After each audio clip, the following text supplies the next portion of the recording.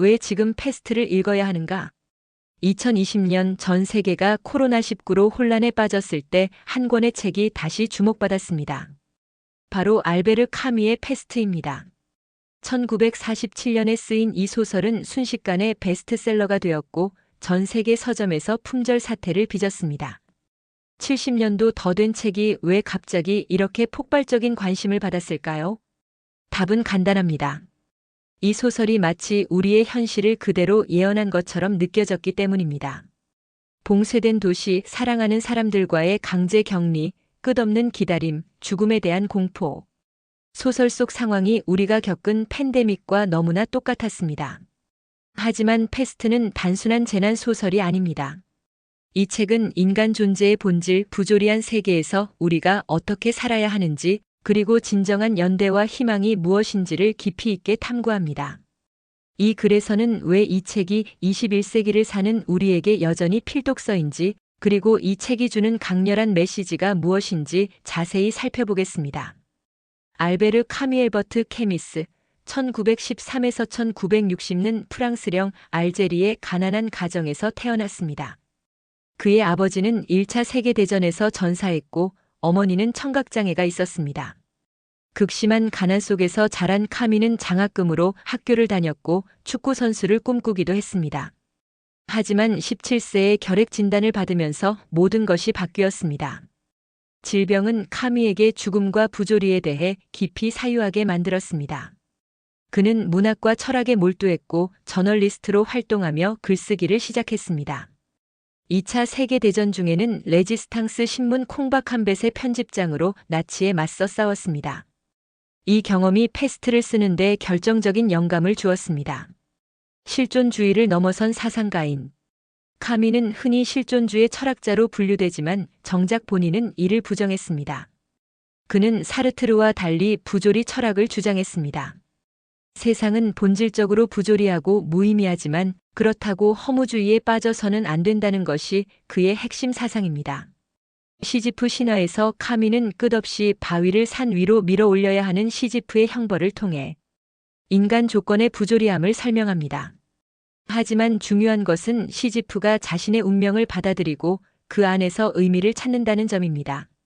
시지프는 행복하다는 카미의 선언은 부조리한 세계에서도 우리가 존엄하게 살 수 있다는 희망의 메시지입니다. 1957년 카미는 44세의 나이에 노벨 문학상을 수상합니다. 수상 소감에서 그는 예술가의 임무는 억압받는 자들의 편에 서는 것이라고 말했습니다. 안타깝게도 1960년 그는 교통사고로 갑작스럽게 세상을 떠났습니다. 그의 가방에서는 미완성 소설 최초의 인간의 원고가 발견되었습니다. 패스트는 단순한 전염병 이야기가 아니다. 봉쇄된 도시의 1년. 1945년 4월 알제리의 항구 도시 오랑. 평범하고 지루한 이 도시에서 갑자기 쥐들이 죽어나가기 시작합니다. 처음에는 누구도 심각하게 받아들이지 않았습니다. 하지만 곧 사람들도 열병에 걸려 죽기 시작하고 의사 베르나르 리우는 이것이 패스트임을 깨닫습니다. 당국은 뒤늦게 도시를 완전히 봉쇄합니다. 외부와의 모든 접촉이 차단되고 가족과 연인들은 강제로 분리됩니다. 죽음의 숫자는 기하급수적으로 증가하고 도시는 공포와 절망에 휩싸입니다. 장례식도 제대로 치르지 못하고 시체는 집단 매장됩니다. 이 극한 상황에서 다양한 인물들이 등장합니다. 의사 리우는 하루 20시간씩 일하며 환자를 돌봅니다. 파리에서 온 기자 랑베르는 처음에는 탈출하려 하지만 결국 남아서 싸우기로 결심합니다.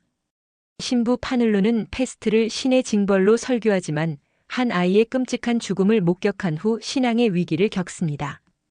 타루는 자원봉사대를 조직하여 리우를 돕습니다. 패스트는 거의 1년간 오랑을 지배합니다. 수많은 사람들이 죽고 살아남은 자들은 깊은 트라우마를 안게 됩니다. 그러다 갑자기 이유 없이 시작된 것처럼 패스트는 사라집니다. 도시의 문이 열리고 사람들은 환호하며 재회를 기뻐합니다.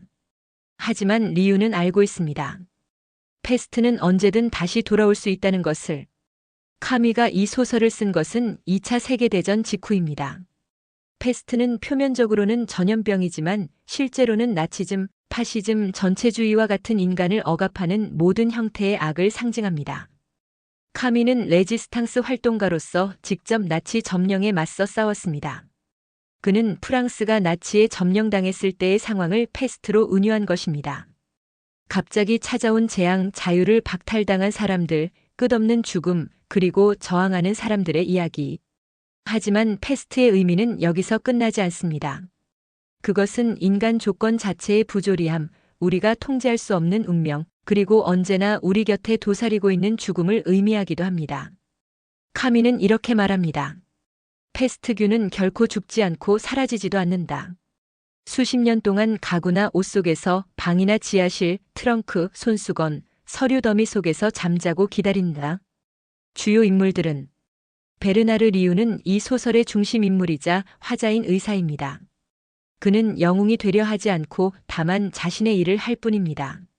리우는 신을 믿지 않지만 고통받는 인간을 외면할 수 없다고 말하며 부조리한 세계에서도 자신의 의무를 다하는 카미의 이상적 인간상을 대변합니다. 장타루는 오랑의 여행차 왔다가 페스트에 갇힌 방랑자로 자원봉사대를 조직하여 리우를 돕습니다. 그는 신없이 성자가 되고 싶다고 말하며 평생 죽음을 강요하는 모든 것에 반대하며 살아왔습니다. 레몽 랑베르는 파리에서 온 기자로 처음에는 파리에 있는 연인에게 돌아가기 위해 탈출하려 합니다. 하지만 결국 혼자만 행복한 것은 부끄럽다는 깨달음으로 남아서 함께 싸우기로 결심합니다.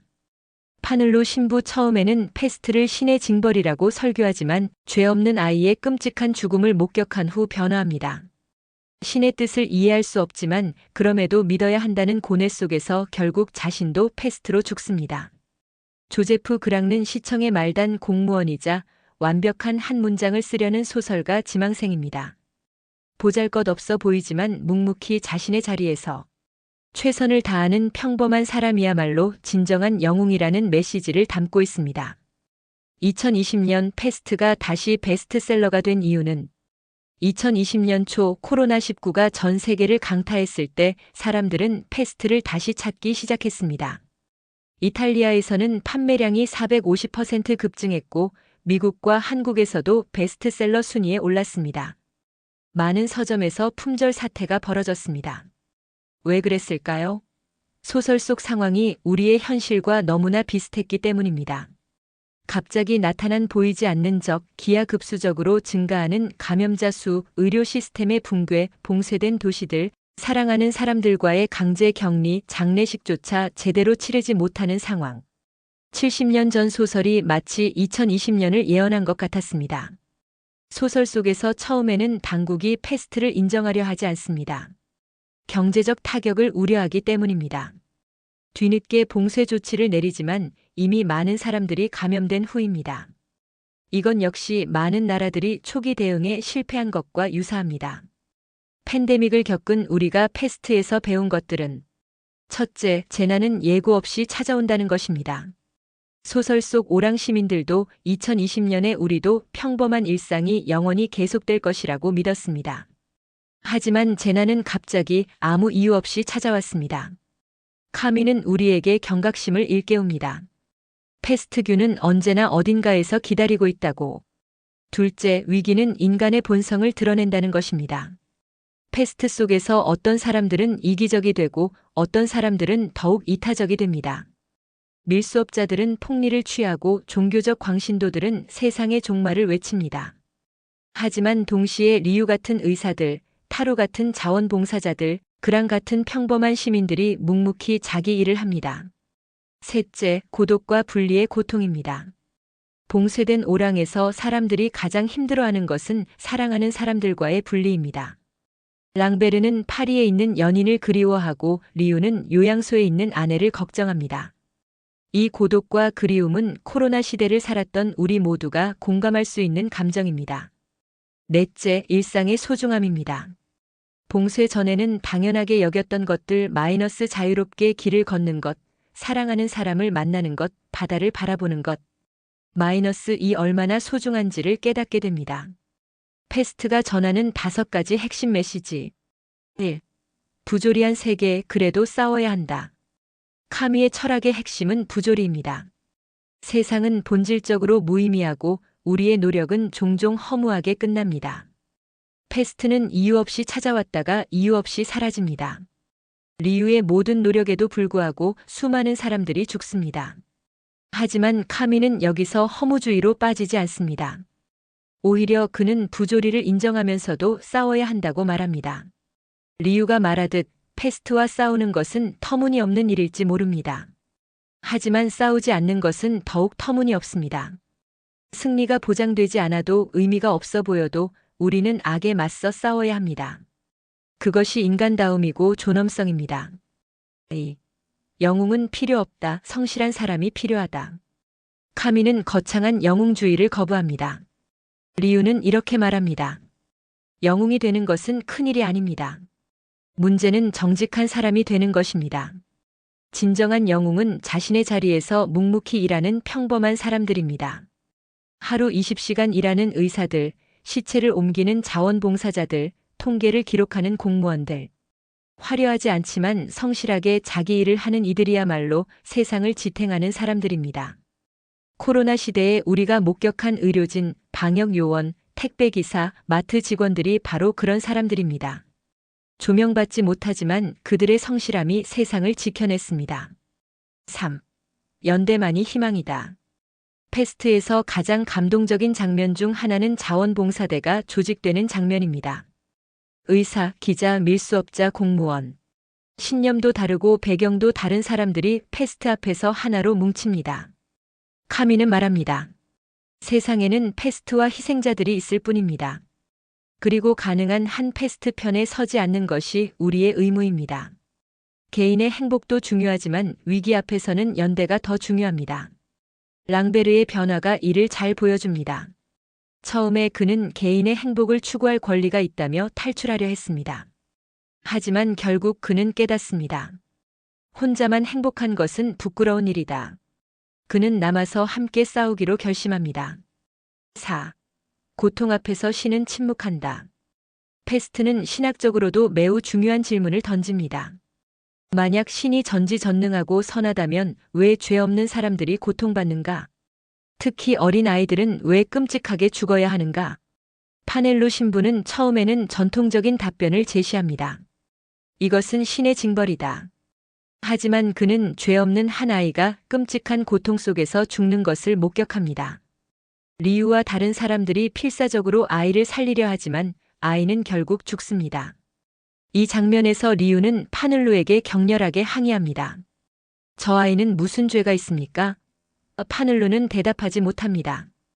두 번째 설교에서 그는 변화된 모습을 보입니다. 우리는 이해할 수 없지만 그럼에도 믿어야 합니다. 하지만 이것은 더 이상 확신에 찬 신앙이 아닙니다. 카미는 무신론자였지만 신앙인들을 존중했습니다. 다만 그는 고통받는 인간 앞에서 신학적 정당화는 무의미하다고 보았습니다. 중요한 것은 논쟁이 아니라 행동입니다. 리우는 신을 믿지 않지만 고통받는 사람을 돕는 것이 자신의 의무라고 생각합니다. 5. 패스트는 영원히 사라지지 않는다. 소설의 마지막은 희망적이면서도 불안합니다. 패스트가 사라지고 도시의 문이 열립니다. 사람들은 환호하며 재회를 기뻐합니다. 하지만 리우는 알고 있습니다. 패스트균은 결코 죽지도 사라지지도 않는다는 것을. 그것은 수십 년 동안 가구나 옷 속에서 방이나 지하실, 트렁크, 손수건, 서류 더미 속에서 잠자고 기다릴 수 있다는 것을. 그리고 아마 언젠가 인간들에게 불행과 교훈을 안겨주기 위해 패스트가 쥐들을 깨워 어느 행복한 도시로 보내. 그곳에서 죽게 할 날이 올 것이라는 것을. 이것은 비관적인 메시지가 아닙니다. 오히려 현실적인 경고입니다. 악은 영원히 존재하며 우리는 끊임없이 경계하고 싸워야 합니다. 한 번의 승리가 영원한 평화를 보장하지 않습니다. 2024년 우리가 패스트를 읽어야 하는 이유는 코로나19는 공식적으로 종식되었지만 그 영향은 여전히 우리 삶에 깊이 각인되어 있습니다. 우리는 재난이 얼마나 빠르게 일상을 무너뜨릴 수 있는지, 인간이 얼마나 취약한 존재인지를 경험했습니다. 패스트는 단순히 팬데믹에 대한 책이 아닙니다. 그것은 인간 조건 자체에 대한 책입니다. 기후위기, 전쟁, 경제 불평등, 정치적 양극화. 우리를 위협하는 패스트는 여전히 많습니다. 현대의 패스트들. 카미가 말한 패스트는 다양한 형태로 나타날 수 있습니다. 전체주의, 인종주의, 극단주의, 무관심, 냉소주의. 이 모든 것이 현대의 패스트입니다. 특히 SNS 시대에 우리는 새로운 형태의 패스트를 목격합니다. 가짜 뉴스, 혐오 발언, 사이버 폭력. 이것들도 빠르게 전염되며 사회를 병들게 합니다. 카미의 메시지는 여전히 유효합니다. 가능한 한 패스트 편에 서지 않는 것. 이것은 우리 시대에도 여전히 중요한 도덕적 명령입니다. 청년들에게 주는 메시지로는 20-30대에게 패스트는 특별한 의미가 있습니다. 이들은 코로나19로 인해 가장 큰 타격을 받은 세대입니다. 학창 시절을 제대로 보내지 못했고 취업과 연애가 어려워졌으며 미래가 불확실해졌습니다. 하지만 패스트는 절망 속에서도 희망을 찾을 수 있다고 말합니다.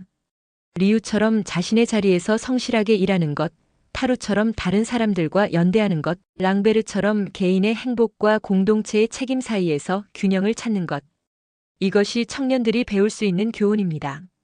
마치며 인간에 대한 신뢰는 이 연대기가 증언할 수 있는 것은 단 하나입니다. 사람들 안에는 경멸할 것보다 찬탄할 것이 더 많다는 사실입니다. 소설의 마지막 문장인 이 말은 카미의 궁극적인 메시지입니다. 그는 인간의 어두운 면을 직시하면서도 궁극적으로 인간을 신뢰합니다. 패스트 속에서도 사람들은 서로를 돕고 연대하며 희망을 잃지 않았습니다. 이것이 인간다움입니다. 카미는 우리에게 묻습니다. 당신은 어느 편에 서겠습니까? 패스트 편입니까? 아니면 인간 편입니까? 패스트는 70년이 지난 지금도 여전히 현재 진행형입니다. 이 책은 단순히 읽는 것으로 끝나지 않습니다. 그것은 우리에게 행동을 요구합니다. 자신의 자리에서 성실하게 일하고 다른 사람들과 연대하며 악에 맞서 싸우는 것. 이것이 제가 패스트를 읽고 인생관이 바뀐 이유입니다. 그리고 이것이 여러분도 이 책을 꼭 읽어야 하는 이유입니다. 불확실한 시대를 살아가는 우리 모두에게 이 책은 나침반이 되어줄 것입니다.